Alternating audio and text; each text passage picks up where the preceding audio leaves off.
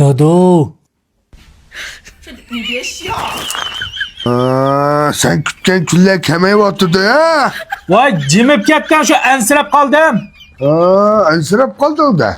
Sen bana hop kalkan mısam açık kömüp ne tettin de. Tutama putni. Ağırıp tugan bu işten puti. Jim yatsangma, mush ish yo'q. Qopqon kel, iyan tut, bu yan tut deb. Az tutuyor hayvan. Sundurlatma ma putni.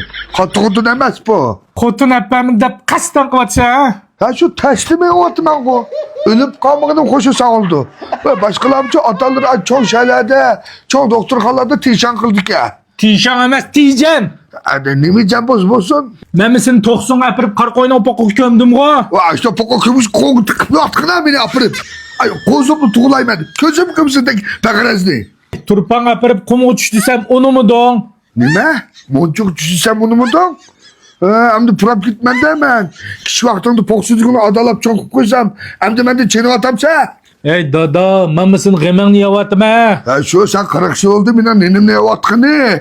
Az gün ciddiysem polorum niyeyse. Hatırcam da bop ketmemse. Qara dodo, sanga men Marzining o'lini shmini akeldim. Mana bel put og'rig'i, revmatizm, ringsin, bo'yin uz qolgan hammasiga foyda qildi. Mana hozir faoliyat azon tutibdi bayramlik. Telefon nomeri 138 01 65 39 98.